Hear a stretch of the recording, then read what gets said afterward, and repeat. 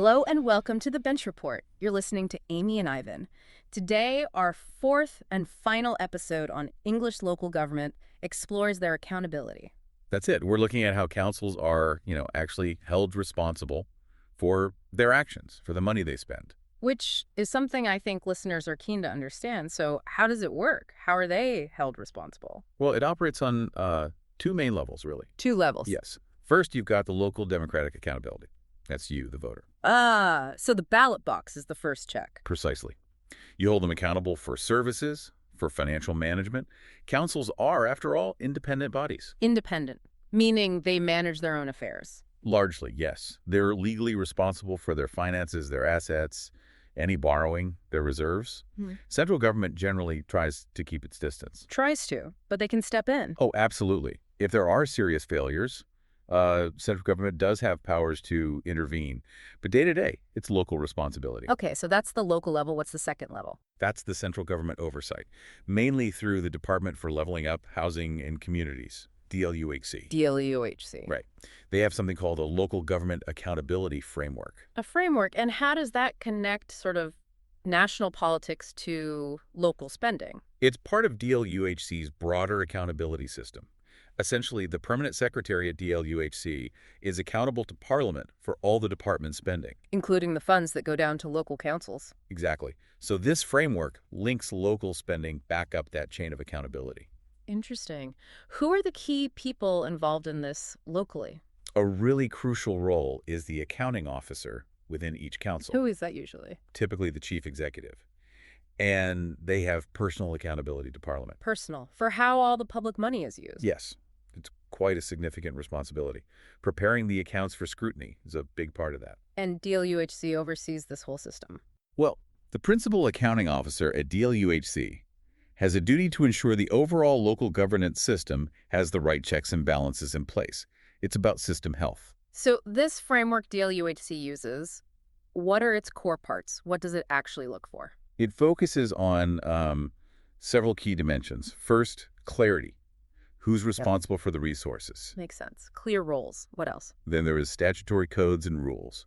National guidelines setting out how councils must manage money prudently. So prudent spending. Essential. Absolutely.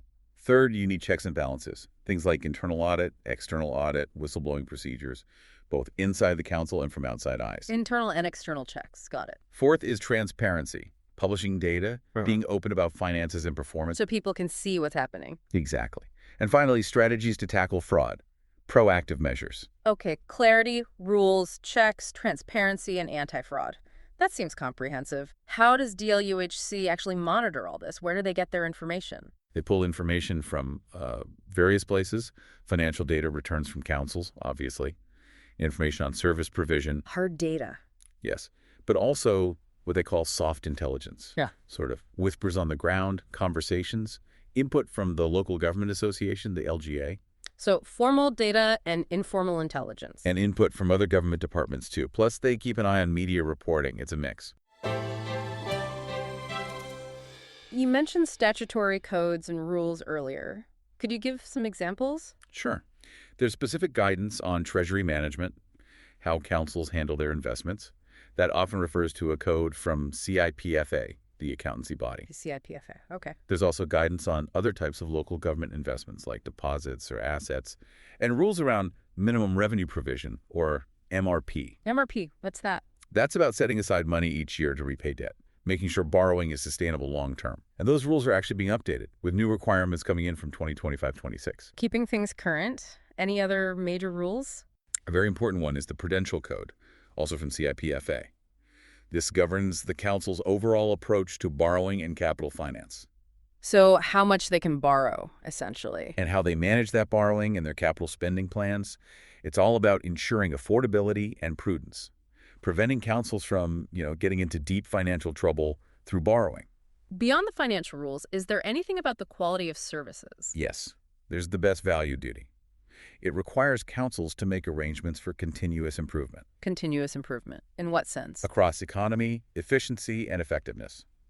Basically, getting the best possible service within the resources available. Did they get regularly checked on this? Well, the system of regular external assessments for best value was stopped some time ago. Oh. So how is it enforced? The duty still exists, and the government can intervene if it believes a council is failing to meet its best value duty. So they can still step in, even without regular checks. Yes. The Secretary of State can assess compliance and might commission a specific best value report before intervening, but that report isn't actually a legal requirement before they act. Okay. Now, I remember hearing about a new body, OFLOG, the Office for Local Government. Where did that fit in? Ah, yes, OFLOG. The idea behind it was primarily about data and comparison. Publishing data so you could compare councils? Exactly. Compare performance, identify areas that might be at risk, and share good practice. Help councils learn from each other. So more about transparency and early warning. That was the intention. Crucially, it was not set up to be the body that made decisions about government intervention. Not an enforcement body, then. No. And interestingly, its future is, well, short-lived. The Labor government announced in December 2024 that OFLOG would be closed down. Closed already. Why?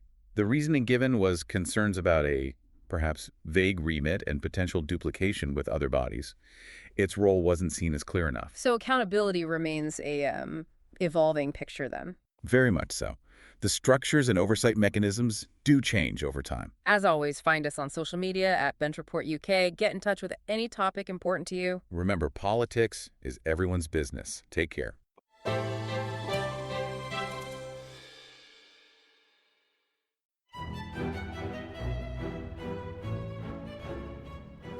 Hello there, this is Tom, the producer of The Bench Report. Listener suggestions are vital to my mission of making politics more accessible and accountable. So, if you have an issue that's really important to you, personally or professionally, and want to know what those in power are doing about it, please get in touch via email or via our socials at Bench Report UK. I'll grab another coffee and start scanning those parliamentary archives.